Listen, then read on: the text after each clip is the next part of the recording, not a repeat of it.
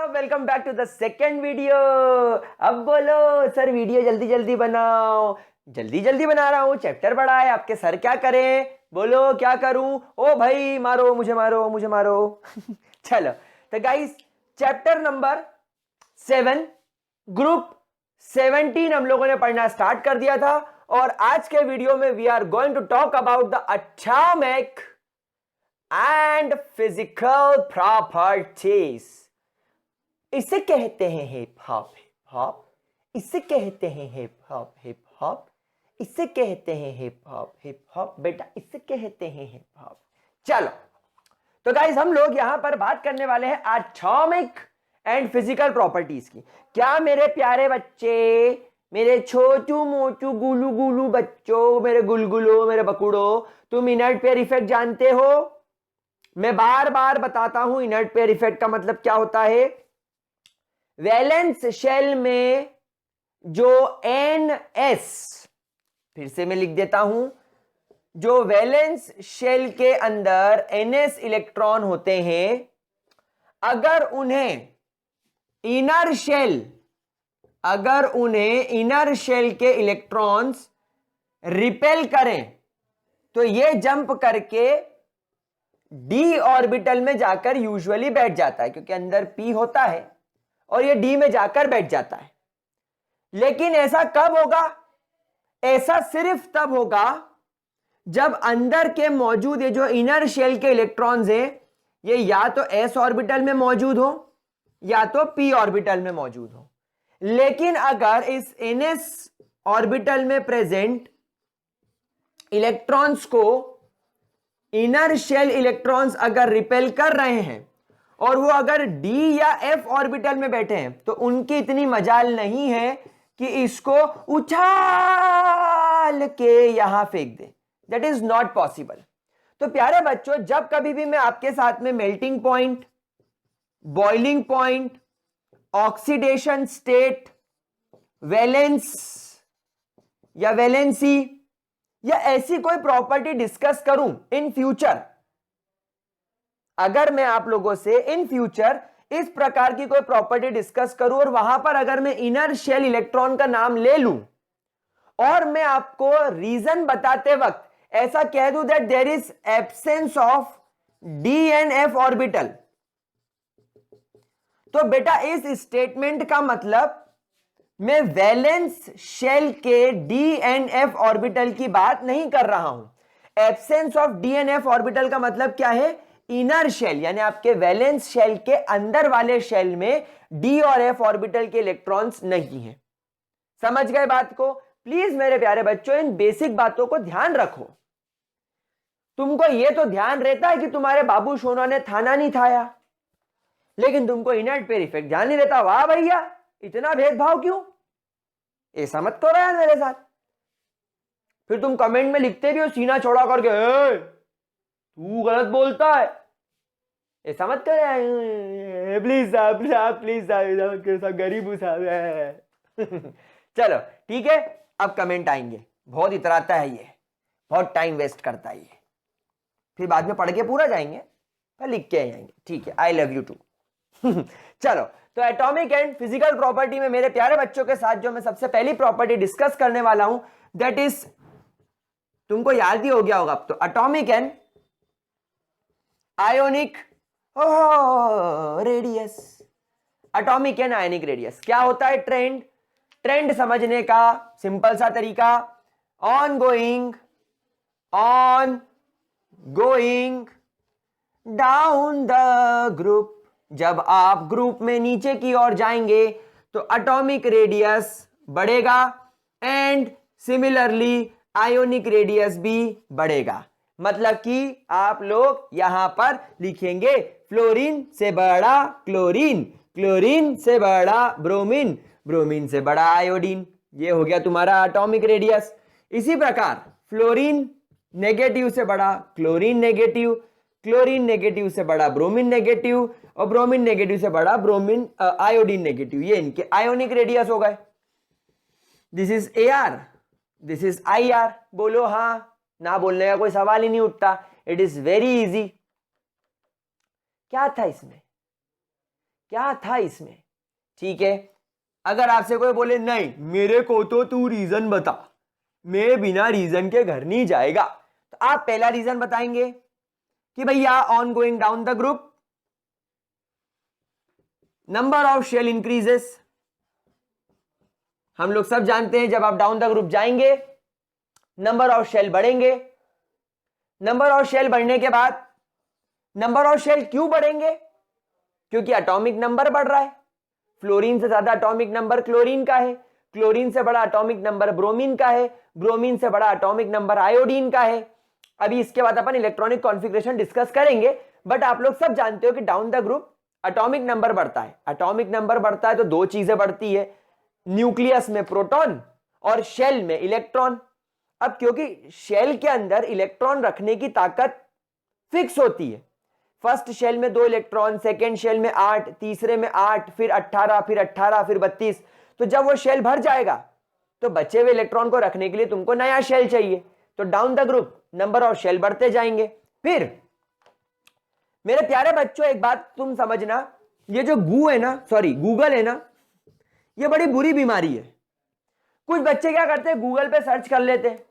अब गूगल पे किसी ने लिख दिया that on going down the group effective nuclear charge decreases। अरे तो ये इफेक्टिव न्यूक्लियर चार्ज डिक्रीज कैसे हुआ ये तो समझो। मैं तुमको और अंदर ले जाके समझा रहा हूं, इस बात को समझना। What is effective nuclear charge? It is the power of nucleus, ये क्या है, न्यूक्लियस का पावर है, to attract the valence shell electron, to attract the valence shell electron when all the inner shell electrons are removed। इस equation, इस definition को पढ़ो ठीक से। जब तुम्हारे एटम के अंदर के शेल के सारे इलेक्ट्रॉन्स हटा दोगे तब सिर्फ न्यूक्लियस बचेगा, और चौथे शेल का या पांचवें शेल का या छठे शेल का जो तुम्हारा वैलेंस शेल है उस शेल का इलेक्ट्रॉन बचेगा। तब न्यूक्लियस उस इलेक्ट्रॉन को कितनी ताकत से खींचेगा, that is called as effective nuclear charge. लेकिन हम लोग जानते हैं कि अंदर के शेल में इलेक्ट्रॉन्स होने की वजह से स्क्रीनिंग इफेक्ट लगने लग जाता है। तो बेटा इफेक्टिव न्यूक्लियर चार्ज कैसे बढ़ता है? जैसे जैसे न्यूक्लियस में प्रोटॉन बढ़ेंगे इफेक्टिव न्यूक्लियर चार्ज बढ़ेगा। प्लीज मेरे प्यारे बच्चों इस बात को समझो, इस गूगल पे मत जाओ। तो विथ, मैं ठीक से लिखूंगा, increase in atomic number, number of protons in nucleus increases. Increase होंगे नंबर ऑफ प्रोटॉन, किसमें? न्यूक्लियस के अंदर। और बेटा न्यूक्लियस के अंदर प्रोटॉन बढ़ेंगे तो तुम खुद सोचो यार, उसकी पावर नहीं बढ़ेगी क्या नेगेटिव चार्ज को अपनी ओर खींचने की? बढ़ेगी। तो इफेक्टिव न्यूक्लियर चार्ज इंक्रीजेस। लेकिन प्यारे बच्चों इस डेफिनेशन को पढ़ो, when all the inner shell electrons are removed, that is effective nuclear charge. लेकिन तीसरा केस यहां पर क्या आ जाता है? Screening effect increases. What is screening effect? Inner shell electron valence shell electron को रिपेल करेंगे और उसको बोलेंगे दूर जा दूर जा दूर जा, हिट हिट हुट। स्क्रीनिंग इफेक्ट पता है ना, न्यूक्लियस और वैलेंस शेल इलेक्ट्रॉन के बीच में जो इनर शेल के इलेक्ट्रॉन्स होते हैं वो आउटर शेल के इलेक्ट्रॉन्स को रिपेल करेंगे, न्यूक्लियस की तरफ नहीं आने देंगे। तो वो स्क्रीनिंग इफेक्ट की वजह से इफेक्टिव न्यूक्लियर चार्ज को नेग्लिजिबल माना जाता है, क्योंकि न्यूक्लियस कोशिश करेगा खींचने की लेकिन अंदर के इलेक्ट्रॉन्स उसको खींचने नहीं देंगे, उसको कवर कर लेंगे, न्यूक्लियस को चारों ओर से घेर लेंगे।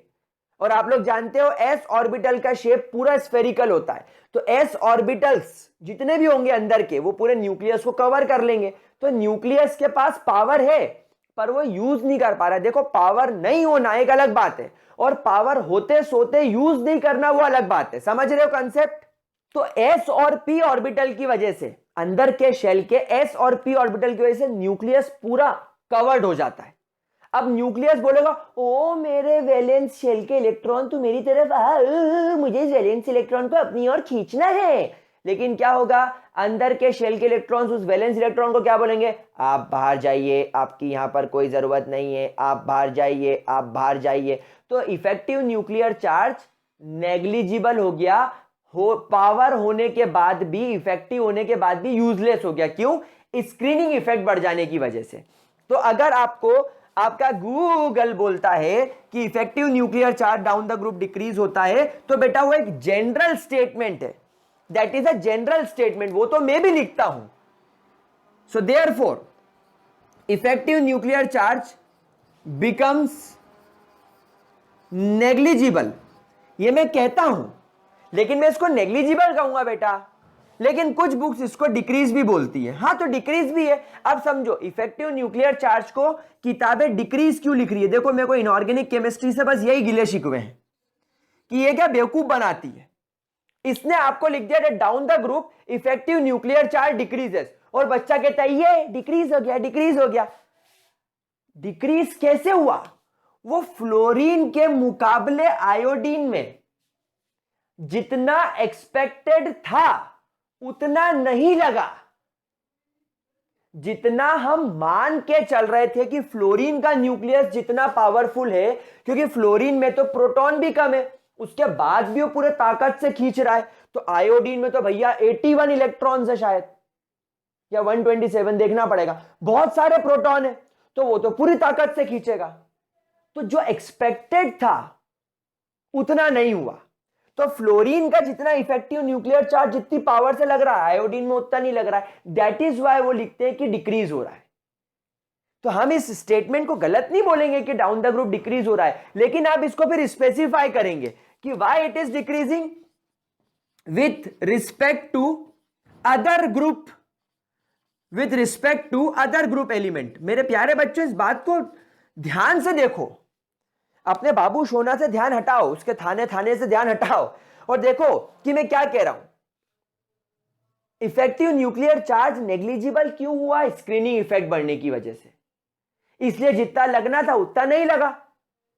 तो सर बुक और हमारा गूगल ऐसा क्यों लिखता है कि ये कम हो रहा है? With respect to fluorine, with respect to chlorine, with respect to bromine, with respect to the top 3 elements, iodine में कम लग रहा है। हमारी क्या इच्छा थी? हमने तो इफेक्टिव न्यूक्लियर चार्ज की डेफिनेशन क्या पढ़ी? जितने प्रोटॉन उतना पावरफुल, जितने प्रोटॉन उतना पावरफुल। लेकिन स्क्रीनिंग इफेक्ट थोड़ी पढ़ा था हमने जब स्क्रीनिंग इफेक्ट लगाया तो हमने देखा न्यूक्लियस तो गिर गया। तो अब इफेक्टिव न्यूक्लियर चार्ज काम ही नहीं कर रहा है, तो नेग्लिजिबल मानेंगे उसको। It becomes negligible, it becomes powerless, और जितना होना चाहिए था उतना नहीं हो रहा, इसलिए उसको बुक्स कहती है डिक्रीज। तो ये 3 पॉइंट अब याद कर लो, आप ये 3 पॉइंट याद कर लो, आपको मजा आ जाना है। तो क्या ये चीज क्लियर हो गई? That atomic and ionic radius down the group increases, ionic radius भी इंक्रीज होगा, कोई बात ही नहीं है भाई। जब एटम बड़ा हो रहा है तो आयन भी बड़ा ही होना है। और उसके ये 3 रीजन, स्क्रीनशॉट लो जल्दी से, ठीक है? 1 2 3 ठुचुक। चलिए बहुत बढ़िया। तो स्क्रीनशॉट लेने के बाद और एक बार फिर मैंने पूरा अपनी जान का जोर लगा के आपको समझाया। अगर आपने जान सुना तो आप अच्छे हो, और अगर आपने कुछ और सुना तो आपका दिमाग खत्म हो चुका है, मीम्स देखना बंद कर दो। चलिए, तो ये बात हमको यहां पर क्लियर हो गई। नाउ एक बात मैं आपको बता दूं, that atomic size is always smaller than ionic anionic size is always smaller than anionic size। anion के मुकाबले केटायन का साइज हमेशा छोटा होता है। तो अगर आपसे कोई बोलता है कि फ्लोरीन बढ़ा कि फ्लोरीन नेगेटिव, तो आप बोलेंगे F नेगेटिव। क्लोरीन बढ़ा कि क्लोरीन नेगेटिव, तो आप बोलेंगे Cl नेगेटिव। ब्रोमीन बढ़ा कि ब्रोमीन नेगेटिव, तो आप बोलेंगे Br नेगेटिव। आयोडीन बढ़ा कि आयोडीन नेगेटिव, तो आप बोलेंगे आयोडीन नेगेटिव। ठीक है, कोई दिक्कत, कोई परेशानी? तो ये एक पॉइंट ध्यान रखना। इसके पीछे रीजन क्या होता है? इसके पीछे बेसिक सा रीजन ये होता है कि जैसे फ्लोरीन है, ये इसका पहला शेल, ये इसका दूसरा शेल, दूसरे शेल में ऑलरेडी 7 इलेक्ट्रॉन है, 1 2 3 4 5 6 और 7। देखो किसी भी एटम का जो शेल होता है उसका साइज पहले से फिक्स नहीं होता। मतलब आप ये मत समझो कि ये पहले से एक हाईवे बना हुआ है और इस हाईवे पे अपने को गाड़ी चलानी है, नहीं, ऐसा नहीं है। शेल एक कच्चा रास्ता है जिस पर आपके चलने की वजह से आप बार बार चलोगे तो एक रास्ते जैसा इंप्रेशन बन जाता है। कभी कीचड़ में गाड़ी चलाई है, कभी गंदे कीचड़ वाले रास्ते में गाड़ी चलाई है, वहां पर क्या होता है, जैसे ये रोड है तो यहां पर और यहां पर टायर के निशान की वजह से वो हो जाता है, लेकिन यहां पर जो है वो कीचड़ उठा उठा रहता है, तो आपको आपकी गाड़ी के टायर इस पर चलाने होते हैं, तो तुम जिधर गाड़ी चलाओगे उधर निशान बन जाएगा। उसी तरह जितनी गाड़ी चलेगी उतने निशान बनेंगे, उतने चौड़े निशान बनेंगे। तो क्योंकि यहां पर फ्लोरीन के आउटर मोस्ट शेल में 7 इलेक्ट्रॉन है, इसलिए शेल सिर्फ उतना बड़ा होगा कि वो 7 इलेक्ट्रॉन को एडजस्ट कर सके। शेल सिर्फ उतना बड़ा होगा ओनली टू एडजस्ट 7 इलेक्ट्रॉन्स, बस इतना बड़ा इसका साइज होगा। लेकिन फ्लोरीन का न्यूक्लियस क्या बोलेगा, हुजूर हुजूर मैं हूं आदत से मजबूर, हुजूर हुजूर मैं हूं आदत से मजबूर, खींच लाएगा एक इलेक्ट्रॉन अपनी ओर। अब ये नया इलेक्ट्रॉन रखेगा कहां, आउटर मोस्ट शेल में, लेकिन आउटर मोस्ट शेल में तो 7 इलेक्ट्रॉन की जगह है। तो अब क्या होगा, एक नया इलेक्ट्रॉन आ जाने की वजह से सारे इलेक्ट्रॉन्स के अंदर एक खतरनाक सा एक दूसरे के प्रति रिपल्शन डेवलप होने लगेगा, और इस रिपल्शन को कम करने के लिए फ्लोरीन ने एक नया इलेक्ट्रॉन लेने की वजह से ये F नेगेटिव बन गया, तो साइज थोड़ा सा बड़ा कर लेगा, अपने इस शेल को बोलेगा थोड़ा सा चौड़ा हो जा, थोड़ा सा खिंच जा। तो आपका एनायन का साइज हमेशा कैटायन से आपके नॉर्मल एटम से बड़ा होता है, ठीक है, कोई दिक्कत, बहुत बढ़िया, बहुत प्यारा, बहुत उम्दा खेल रहे हैं आप देवी और सज्जनों। चलो आगे बढ़ते हैं। अगर हम कंपेयर करें, when we compare with group 16, group 16 का एटॉमिक साइज ग्रुप 17 से बड़ा होता है, नो डाउट। क्यों, क्योंकि हम लोग जानते हैं on going left to right number of shell remain same, shell नहीं बढ़ रहे, लेकिन ग्रुप 16 में अगर ऑक्सीजन के न्यूक्लियस में 8 प्रोटॉन है तो फ्लोरीन के न्यूक्लियस में 9 प्रोटॉन है, तो लेफ्ट से राइट आने में न्यूक्लियस में प्रोटॉन बढ़ रहे हैं, मतलब इफेक्टिव न्यूक्लियर चार्ज बढ़ रहा है प्रोटॉन के बढ़ने की वजह से, लेकिन शेल बढ़ ही नहीं रहे। तो जब शेल नहीं बढ़ेंगे तो क्या स्क्रीनिंग इफेक्ट बढ़ेगा, तो यहां वाले केस में स्क्रीनिंग इफेक्ट बिकम्स नेग्लिजिबल, क्योंकि शेल्स नहीं बढ़ रहे हैं, शेल्स बढ़ेंगे तो स्क्रीनिंग इफेक्ट बढ़ेगा। तो यहां पर जीत कौन गया, इफेक्टिव न्यूक्लियर चार्ज। तो इफेक्टिव न्यूक्लियर चार्ज बढ़ गया तो उसने वैलेंस शेल के इलेक्ट्रॉन को अपनी ओर खींच लिया, वैलेंस शेल के इलेक्ट्रॉन को अपनी ओर खींच लिया तो एटॉमिक साइज कम छोटा हो गया। तो हम लोग सब ये बात जानते हैं कि पीरियोडिक टेबल में लेफ्ट से राइट जाओगे तो ये 3 रीजंस की वजह से एटॉमिक साइज घटेगा। तो ग्रुप 17 के किसी भी एलिमेंट का साइज ग्रुप 17 के किसी भी एलिमेंट का साइज ग्रुप 16 के किसी भी एलिमेंट के मुकाबले छोटा ही होना है, that on going left to right atomic size decreases. और ये रूल सिर्फ ग्रुप 17 तक एप्लीकेबल होगा, 18 पर हेलोजन पे नहीं करना है, हेलोजन क्योंकि पूरी तरीके से कंप्लीट है, वहां नहीं जाना है, ये सिर्फ पीरियड ग्रुप 1 से ग्रुप 17 तक लागू होगा, ये यहां तक लागू होगा बस। मतलब फ्लोरीन के मुकाबले ऑक्सीजन बड़ा है, क्लोरीन के मुकाबले सल्फर बड़ा है, ब्रोमीन के मुकाबले सेलेनियम बड़ा है, और आयोडीन के मुकाबले कौन सा, उससे टीपो टेलुरियम बड़ा है, ठीक है। तो गाइस ये बात हो गई आपके एटॉमिक एंड आयनिक रेडियस की। आई गेस किसी प्रकार की कोई दिक्कत तो होगी नहीं, ठीक है, स्क्रीनशॉट लो जरा इसका, हो गया, चलिए बहुत बढ़िया बहुत बढ़िया। तो पहला trend atomic and ionic radius समझ गए। अब आप लोगों को चीजें इतनी इजी होती जाएगी, अब आपको पता रहेगा कि हाँ यार ये बोलने वाला है, और मैं वही बोल दूंगा तो आप खुश हो जाओगे, ऐसा करने लग जाओगे, ठीक है भैया, तुम्हारी खुशी में मेरी खुशी है। चलो सेकंड, इस इलेक्ट्रॉनिक कॉन्फ़िगरेशन, एक बार जरा इलेक्ट्रॉनिक कॉन्फ़िगरेशन पढ़ लेते हैं, वैसे तो फॉर्मेलिटी है पर पढ़ लेते हैं, की फर्क पड़ता है। इस ग्रुप का अगर आप जनरल इलेक्ट्रॉनिक कॉन्फ़िगरेशन देखो, जनरल इलेक्ट्रॉनिक कॉन्फ़िगरेशन अगर आप देखो तो दैट इज NS2 NP5, और यहां पर आप लिखेंगे 1 electron short to achieve noble gas configuration, noble gas का कॉन्फ़िगरेशन अचीव करने के लिए एक इलेक्ट्रॉन की जरूरत होती है। ठीक है, ट्रिक क्या सिखाई थी? Fluorine, chlorine, bromine, iodine. Fluorine, chlorine, bromine, iodine. Fluorine कौन से पीरियड को बिलोंग करता है? सेकेंड। क्लोरीन पीरियड नंबर 3 को, ब्रोमीन पीरियड नंबर 4 को, आयोडीन पीरियड नंबर 5 को। अब जरा एक बात देखो, अब जरा एक बात देखो,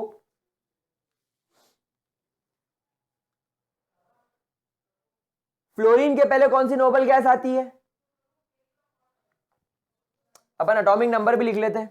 इसका 9 होता है, 9 में 8 जोड़ा 17, 17 में 18 जोड़ा 35, 35 में 18 जोड़ा तो 13, 53। और चलो एस्टेटिन का भी बना लो, तुम्हारी इच्छा है एस्टेटिन का बना लो, इसमें जोड़ लो 32, तो ये हो जाएगा 85। Magical number 8, 18, 18, 32 magical number. ठीक है, हाँ तो भाई हेलोजन, फ्लोरीन के बाद आता है नियॉन, मतलब नियॉन तो लिख नहीं सकते, तो फ्लोरीन के पहले कौन सी नोबल गैस? हीलियम। बस हीलियम के बाद नियॉन यानी हीना, हीना के बाद नीना, नीना के बाद और यानी आर्गन, आर्गन के बाद करीना, और क्या इनका एक्सरे, और फिर आखिरी वाले में रंगीन। तो अगर आप चाहो तो यहां पर वो टेनेसाइन के लिए आप बना सकते हो, पर अपने को इतना जरूरत है नहीं। तो आपकी नोबल गैसेस हो गई। मैं आपको पहले भी सिखा चुका हूं नोबल गैस क्यों बनाते हैं।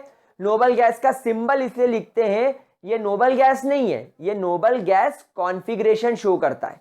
मतलब कि अगर आपने नियॉन यहां पर लिखा तो इट डजंट मीन कि आप कुछ नियॉन के बारे में बात कर रहे हो, आप नियॉन के इलेक्ट्रॉनिक कॉन्फ़िगरेशन को लिख रहे हो, 1s2 2s2 2p6। मतलब इस एलिमेंट के लिए जो इनर शेल है, इस एलिमेंट के लिए जो इनर शेल है, उसके इनर शेल का कॉन्फ़िगरेशन एग्जैक्टली नियॉन जैसा है, बस ये बताने का मतलब है। तो फ्लोरीन सेकेंड शेल में इसलिए 2s2 2p5, it is 3s2 3p5। इसका 3d 0 होता है, इसका 3d 0 होता है, तो आप बोलेंगे इसमें d orbital, vacant d orbital present है। हम इसमें वैकेंट d ऑर्बिटल की बात करेंगे, लेकिन अगर मैं आपसे इनर्ट पेयर इफेक्ट की बात करूंगा तो इनर्ट पेयर इफेक्ट लगाने के लिए आपको वैलेंस शेल नहीं देखना होता, आपको अंदर के शेल देखने होते हैं। और इसके अंदर के शेल में 1s2 2s2 2p6 है, d और f नहीं है, तो इसके लिए मैं बोलूंगा कि इसके पास में d and f orbital absent है। कब? जब इनर्ट पेयर इफेक्ट की बात करूंगा। हाँ, मेरी ये मिस्टेक जरूर है कि मैंने inner d and f orbital ना लिखते हुए डी एन एफ लिख दिया, लेकिन आप लोग अगर कभी मेरे से फ्यूचर में हीट ऑफ द मोमेंट में गड़बड़ हो जाती है तो आप ध्यान रखिएगा कि इनर्ट पेयर इफेक्ट है, इसलिए सर ऐसा बोल रहे हैं। आगे चलते हैं, ये हो जाएगा 4s2 4p5, लेकिन हम लोग जानते हैं 4s के बाद 3d भरना जरूरी है, तो 4s के बाद भराएगा 3d, फिर 4p5, देन यहां पर आप जानते हैं ये हो जाएगा 5s2, 5s2 के बाद 4d10 फिल करना जरूरी है, फिर 5p5, एंड यहां पर 6 शेल पर आने के बाद आपको यहां पर पहले भरना पड़ेगा 4f14, फिर आप भरेंगे 5d10, फिर आप भरेंगे 6p5। तो यार ये इसका इलेक्ट्रॉनिक कॉन्फ़िगरेशन है, छोटा सा चोमू सा कॉन्फ़िगरेशन है।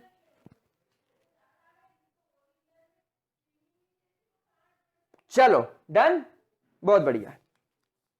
तो दूसरी प्रॉपर्टी डिस्कस करने के बाद हम लोग बढ़ चले कि वहिया धदद पौ कि वहिया बड़े चलो थर्ड प्रॉपर्टी की तरफ, that is ionization enthalpy. Should I elaborate this time? No, I will not. No. Oh, ionization enthalpy denoted by IE, you know, IE। हाँ, तो गाइस भाई सीधा सा रूल याद रखो। क्या ये रूल याद रखेंगे मेरे प्यारे गुलगुले?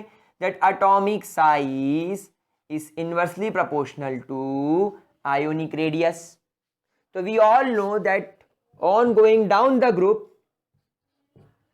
atomic radius increases, therefore no doubt ionization enthalpy decreases।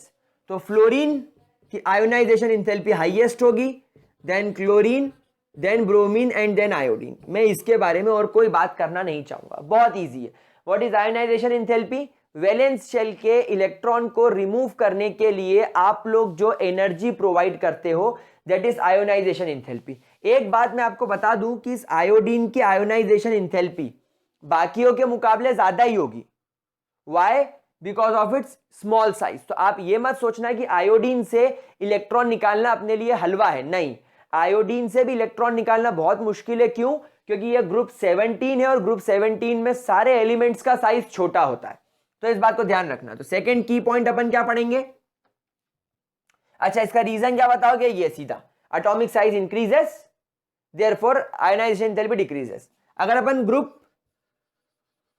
16 के मुकाबले अगर अपन ग्रुप 17 को कंपेयर करें तो ग्रुप 16 का एटॉमिक रेडियस ज्यादा बड़ा होता है ग्रुप 17 के एटॉमिक रेडियस से, इसीलिए ग्रुप 16 की आयोनाइजेशन एंथैल्पी कम होगी एज कंपेयर टू ग्रुप 17। तो यहां पर आपको अगर कोई कंपैरिजन बोले कि ऑक्सीजन और फ्लोरीन में किसकी ज्यादा, तो आप बोलेंगे फ्लोरीन की। सल्फर और क्लोरीन में किसकी ज्यादा, तो आप बोलेंगे क्लोरीन की। लाइकवाइज। क्या बात समझ में आ गई? तो गाइस ये हो गई आपकी आयोनाइजेशन एंथैल्पी। देखो मैंने आपसे प्रॉमिस किया था, मैंने आपको समझाया था कि अब ये चीज अगर आपने ग्रुप 615 और ग्रुप 16 के अंदर अगर आपने अच्छे तरीके से देख ली तो अब ये आप लोगों के लिए हो जाएगा हलवा। It will become a piece of cake, it will become a piece of pizza, it will become a piece of bhelpuri, it will become a piece of panipuri and so on. चलो स्क्रीनशॉट ले लो जल्दी से इसका, ठीक है। चलिए इसके बाद फोर्थ प्रॉपर्टी इस इलेक्ट्रॉन गेन एंथैल्पी, IgE। यो IgE, यो ABCDEFGHI। कौन सी? चौथी। इट इज कॉल्ड एज, थक गया रे, electron gain enthalpy. You know मेरे घर की दीवारें बोल रही है इस बार जेई का फॉर्म भरने का। वो जो सामने वाली दीवार है ना कैमरे के पीछे, बोल रही है इस बार मैं जेई का फॉर्म भरूंगी, जेई क्लियर करूंगी मैं, केमिस्ट्री तो लेके आऊंगी मैं। इलेक्ट्रॉन गेन एंथैल्पी शुरू करें। चलिए क्या होती है इलेक्ट्रॉन गेन एंथैल्पी? जब कभी भी कोई एटम अपने आइसोलेटेड फॉर्म में, मतलब जब अकेला होता है, और हम लोग सब जानते हैं कि इनको अकेला करने के लिए हमें इनको गैसियस फॉर्म में ले जाना पड़ेगा और बहुत हीट वगैरह देनी पड़ेगी। तो जब ये एटम अपने आइसोलेटेड फॉर्म में होते हैं और इनके द्वारा जब इलेक्ट्रॉन एक्सेप्ट किया जाता है, उस वक्त जब ये इलेक्ट्रॉन एक्सेप्ट करते हैं ये नोबल गैस कॉन्फ़िगरेशन अचीव करते हैं, और जब ये नोबल गैस कॉन्फ़िगरेशन अचीव करते हैं तो ये हो जाते हैं स्टेबल। तो देखो मैं इसमें भी बता दूं, इसमें बहुत सारे मेरे प्यारे बच्चों को कंफ्यूजन होता है, समझो। जैसे अभी फ्लोरीन है, इस फ्लोरीन का कॉन्फ़िगरेशन क्या है? 2s2 2p5, मतलब इसको एक इलेक्ट्रॉन की कमी है, मतलब अभी ये क्या है? Highly unstable. जब कोई चीज हाईली अनस्टेबल होती है तब उसके अंदर एनर्जी बहुत ज्यादा होती है, इस बात को समझो। अब क्या हुआ? तुमने इसको एक इलेक्ट्रॉन दे दिया, इसने एक इलेक्ट्रॉन एक्सेप्ट कर लिया। जैसे इसने एक इलेक्ट्रॉन एक्सेप्ट किया ये बन गया F नेगेटिव आयन। अब इसका कॉन्फ़िगरेशन हो गया 2s2 2p6, मतलब ये कौन सा कॉन्फ़िगरेशन हो गया? Noble gas. और नोबल गैस कॉन्फ़िगरेशन हो गया तो अब ये अनस्टेबल से क्या हो गया? स्टेबल। लेकिन इस दुनिया का एक रूल है, इस दुनिया का ये रूल है कि अगर तुम्हारे पास में एनर्जी ज्यादा है तो तुम्हारे पास में स्टेबिलिटी कम है। फॉर एग्जाम्पल अगर तुमको रातों रात में 1 करोड़ रुपए दे दूं, 1 करोड़ रुपए, तुमको नींद नहीं आएगी रात भर, और तुमको दिन भर टेंशन रहेगा कि इतना पैसा मैं घर में रखूंगा तो कहीं पुलिस नहीं आ जाए, कहीं चोर नहीं आ जाए, मैं बैंक में भी नहीं रख सकता क्योंकि बैंक में जाऊंगा तो मोदी जी पकड़ के ले जाएंगे कि तेरे पास 1 करोड़ रुपए कहां से आया। तुम बोल दोगे मृत्युंजय सर ने दिया, तो मैं तो बोल दूंगा साहब मैं तो गरीब हूं साहब, 1 रोटी दे दो साहब साहब, तो तुम ही फंसोगे। तो जब पैसा ज्यादा तो स्टेबिलिटी कम, तो अपन एनर्जी और पैसा एक ही बात है। तो जब एनर्जी ज्यादा तो स्टेबिलिटी कम, लेकिन अब यहां पर अनस्टेबल था तो एनर्जी ज्यादा थी, अब यहां पर स्टेबल हो गया तो एनर्जी क्या हो जाएगी? कम। यानी इस F नेगेटिव आयन के अंदर there is very less energy, इस F के अंदर देयर इज मोर एनर्जी। तो यार एनर्जी कम कैसे हो गई? मतलब एनर्जी रिलीज करी गई होगी, यहां से यहां आने में एनर्जी को क्या किया गया होगा? रिलीज। और जब एनर्जी रिलीज करी जाती है उस प्रोसेस को एक्सोथर्मिक बोलते हैं, और इसके लिए डेल्टा एच की वैल्यू यानी इंथैल्पी की वैल्यू हमेशा नेगेटिव रखी जाती है। तो आप लोग सब इस बात को ध्यान रखिएगा कि एनर्जी कम कैसे हुई, रिलीज करके। एनर्जी कम क्यों हुई, क्योंकि स्टेबिलिटी बढ़ी। स्टेबिलिटी कहां से आई, कॉन्फ़िगरेशन से। तो आप लोग सब जानते हैं कि ग्रुप 17 एलिमेंट्स, भले ही वो फ्लोरीन हो, क्लोरीन हो, ब्रोमीन हो या आयोडीन हो, सबको एक इलेक्ट्रॉन चाहिए अपने वैलेंस शेल को कंप्लीट करने के लिए। सबको एक इलेक्ट्रॉन चाहिए, और इस एक इलेक्ट्रॉन को लेते ही वो नोबल गैस बन जाएंगे। मतलब सभी एक इलेक्ट्रॉन एक्सेप्ट करके एनर्जी रिलीज करेंगे। मतलब सभी की इलेक्ट्रॉन गेन इंथैल्पी क्या होगी, नेगेटिव होगी। इसको लिखना चाहो तो लिख लो, क्योंकि अब मैं कॉन्सेप्ट की तरफ चल रहा हूं। चलो, हो गया, बहुत बढ़िया। अरे खैरियत पूछो कभी तो, और तेरी ऐसी की तैसी कैफियत मत पूछना, क्योंकि कैफ तो है कैटरीना कैफ। हा, जोक मारा मैंने, मस्त जोक मारा। चलो आगे बढ़े। हाँ, तो because of their electronic configuration they require only one electron to achieve noble gas configuration। इनको क्या चाहिए, नोबल गैस कॉन्फ़िगरेशन अचीव करने के लिए सिर्फ एक इलेक्ट्रॉन चाहिए। therefore they easily accept electron gains stability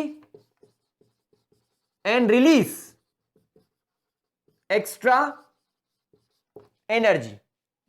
therefore या so they always show a very negative,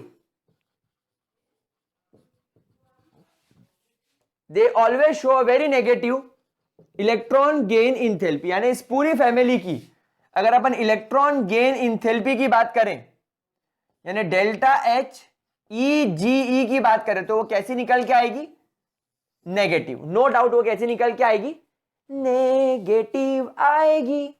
कभी तो पॉजिटिव आएगी, नहीं, पॉजिटिव कभी नहीं आएगी। बुलाती है मगर जाना नहीं, ऐसे ही है, पॉजिटिव कभी नहीं आएगी। ठीक है, कोई दिक्कत, कोई परेशानी, श्योर है हम लोग। अच्छा, एक बात मैं और बता दूं आपको, with decrease in effective nuclear charge electron gain enthalpy becomes less negative. मतलब जैसे जैसे, या मैं ऐसा कह सकता हूं, और as atomic radius increases electron gain enthalpy becomes less negative. ऐसा क्यों बोला मैंने, समझो। फ्लोरीन के अंदर क्या है, माना सिर्फ 9 प्रोटॉन्स हैं, लेकिन उस न्यूक्लियस को कौन से शेल को पकड़ना है, मात्र सेकेंड शेल को, क्योंकि एटम छोटा है। तो फ्लोरीन को फर्स्ट शेल जो कि उससे बिल्कुल पास है, और सेकेंड शेल जो कि उसके बिल्कुल पास है। तो माना फ्लोरीन का न्यूक्लियस छोटा है और उसमें मात्र 9 प्रोटॉन है, लेकिन वो 9 प्रोटॉन वाला न्यूक्लियस भी बहुत शक्तिशाली है, पावरफुल है। क्यों, क्योंकि उसको मात्र सेकेंड शेल के इलेक्ट्रॉन को खींचना है। और अगर एटम छोटा है और उसको कवर करने वाले, न्यूक्लियस को कवर करने वाले अगर शेल्स कम है, तो वो अपने साथ साथ पड़ोसी के इलेक्ट्रॉन को भी खींच लाएगा। आप एक बात समझो, जैसे मान लो मैं हूं, अभी मेरी कोई इज्जत नहीं है, छोटा यूट्यूबर हूं मैं, तो अगर मैं मार्केट में जाता हूं तो मेरे को कोई नहीं घेरता, तो मैं भी किसी को मिल सकता हूं या कोई मुझसे मिल सकता है। तो अगर मान लो मैं न्यूक्लियस हूं तो मैं वेल एक्सपोज्ड हूं।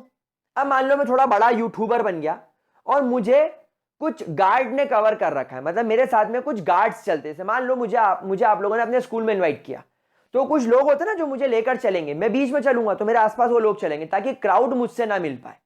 लेकिन मुझे कवर करने के लिए सिर्फ 4 लोग चल रहे हैं और क्राउड बहुत ज्यादा है, तो भी लोग मुझ तक पहुंच जाएंगे या मैं लोगों तक पहुंच जाऊंगा। क्यों, क्योंकि मेरे और आप लोगों के बीच में सिर्फ 2 लोग हैं। यह फ्लोरीन की स्थिति है कि फ्लोरीन और पड़ोस के एटम के इलेक्ट्रॉन के बीच में सिर्फ 2 शेल है। जिसको न्यूक्लियस तोड़ के खींच लाएगा। लेकिन आयोडीन के अंदर क्या है, आयोडीन अपना शाहरुख खान है, हे मैन कम ऑन, हाँ शाहरुख खान है। तो शाहरुख खान के केस में क्या होगा, शाहरुख खान बीच में चलेगा, 1 2 3 4, 4 लोग उसको घेर के चलेंगे, 4 4 4 4 4 4 ऐसे करके उसको 50 लोग घेर के चलेंगे। तो क्राउड का कोई इंसान उस तक नहीं जा सकता, ना शाहरुख खान क्राउड में किसी को ऑटोग्राफ दे सकता है, क्योंकि उसके क्राउड के बीच में बहुत सारे लोग हैं। यह आयोडीन का केस हो जाएगा। तो आयोडीन का न्यूक्लियस उतना पावरफुल नहीं है कि वो किसी और के इलेक्ट्रॉन को खींच के अपनी ओर ले आए, एज कंपेयर टू फ्लोरीन। खींच के तो लाएगा लेकिन फ्लोरीन जितना नहीं। तो फ्लोरीन जब इलेक्ट्रॉन एक्सेप्ट करेगा तो वो ज्यादा नेगेटिव छोड़ेगा, वो ज्यादा एनर्जी छोड़ेगा एज कंपेयर टू आयोडीन। तो इस केस को ध्यान रखना।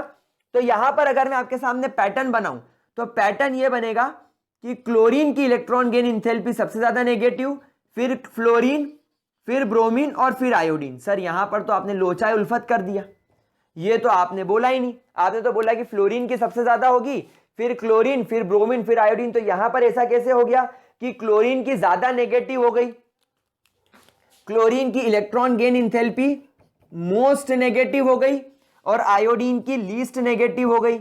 ऐसा कैसे हो गया, फ्लोरीन की क्लोरीन से कम क्यों, कैसे? तो जरा सोचो, पहले इसका स्क्रीनशॉट ले लो और स्क्रीनशॉट लेते लेते सोचो ऐसा क्यों। मैं आपको ऑक्सीजन सल्फर के केस में पहले भी पढ़ा चुका हूं। पहले एक बार जरा स्क्रीनशॉट लो इसका। सोचा? अरे सोचो जरा सोचो, क्लोरीन को क्या हुआ है, काहे ऐसा इतरा रहा है। और हमारा सरकारी अस्पताल की टोटी हुई बेंच, क्या सोचा तुमने? मैं बताता हूं। ये वैसे आपको थोड़ी देर पहले बता चुका हूं, मैं फिर से एक बार बता देता हूं। भाई अगर आपके पास में फ्लोरीन है और अगर आपके पास में क्लोरीन है, तो ये फ्लोरीन का फर्स्ट शेल और ये सेकेंड शेल, ये क्लोरीन का फर्स्ट शेल, सेकेंड शेल और थर्ड शेल। अब आप देखो फ्लोरीन के वैलेंस शेल में 7 इलेक्ट्रॉन, ठीक उसी प्रकार क्लोरीन के वैलेंस शेल में भी 1 2 3 4 5 2 2 4 5 6 और 7 इलेक्ट्रॉन्स है। देखो कितनी जगह है मेरे पास में कि मैं कहां बनाऊं, मुझे समझ में नहीं आ रहा। तो आप देखो क्लोरीन जब इलेक्ट्रॉन एक्सेप्ट कर रहा है तो उसको कहां रख रहा है, वो थर्ड शेल में। लेकिन फ्लोरीन जब इलेक्ट्रॉन एक्सेप्ट कर रहा है तो उसको कहां रख रहा है, सेकेंड शेल में। हम लोग सब जानते हैं सेकेंड शेल का साइज थर्ड शेल के मुकाबले छोटा होता है। सेकेंड शेल का साइज थर्ड शेल के मुकाबले छोटा होता है। तो जब फ्लोरीन एक नया इलेक्ट्रॉन एक्सेप्ट करेगा तो यहां पर जैसे ही वो एक नया इलेक्ट्रॉन एक्सेप्ट करेगा, inter electronic repulsion, inter electronic repulsion बढ़ने लगेगा, क्योंकि यहां पर कंजेस्टेड फील होगा। 8 इलेक्ट्रॉन को, पहले 7 इलेक्ट्रॉन इजीली बैठ सकते थे, लेकिन अब एक नया इलेक्ट्रॉन आने की वजह से इनके बीच में रिपल्शन बढ़ गया और रिपल्शन बढ़ जाने की वजह से एटम की स्टेबिलिटी थोड़ी कम हो जाएगी। मतलब आप ऐसा सोच रहे हो कि फ्लोरीन ने एक इलेक्ट्रॉन एक्सेप्ट कर लिया और वाह वाह मजा आ गया, आहा लाइफ सेट हो गई, लेकिन ऐसा नहीं है।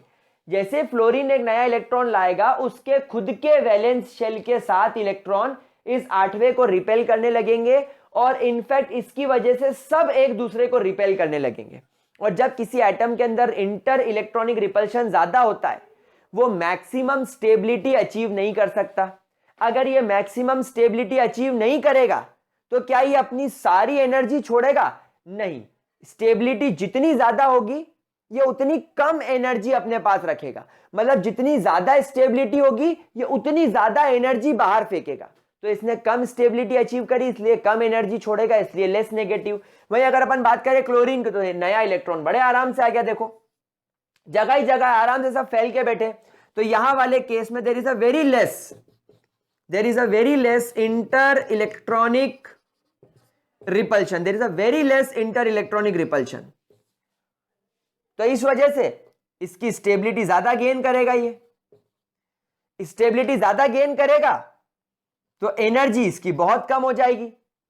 एनर्जी कम होने का मतलब क्या है, बहुत सारी एनर्जी छोड़ दी, इसलिए इसका जो डेल्टा एच है वो क्या आएगा, आपको ज्यादा नेगेटिव आएगा, it will have more negative value. क्या बात समझ में आ गई? सेम रीजन जो हमने ऑक्सीजन सल्फर में दिया था वही का वही रीजन हमें यहां लिखना है। अब इसके बाद बच्चों के मन में डाउट आएगा, सर फिर ऐसे तो ब्रोमीन का क्लोरीन से ज्यादा नेगेटिव होना चाहिए और आयोडीन का ब्रोमीन से ज्यादा नेगेटिव होना चाहिए, तो केस उल्टा हो जाना चाहिए, सबसे ज्यादा नेगेटिव आयोडीन का, फिर ब्रोमीन का, फिर क्लोरीन का और सबसे कम फ्लोरीन का। नहीं, तो प्यारे बच्चों फ्लोरीन और क्लोरीन तक सिर्फ 2 और 3 शेल की बात चल रही है, मतलब न्यूक्लियस पावरफुल है, न्यूक्लियस पावर में है, लेकिन ब्रोमीन के अंदर 4 शेल और आयोडीन के अंदर 5 शेल हो गए, मतलब अब न्यूक्लियस कमजोर पड़ गया, अब इफेक्टिव न्यूक्लियर चार्ज कमजोर पड़ गया, नेग्लिजिबल हो गया। क्यों नेग्लिजिबल हो गया? क्योंकि नंबर ऑफ शेल बढ़ गए तो न्यूक्लियस पूरी तरीके से अंदर घेराबंदी में आ गया, तो अब वो चाह के भी वैलेंस शेल के इलेक्ट्रॉन को नहीं खींच सकता। समझ गए?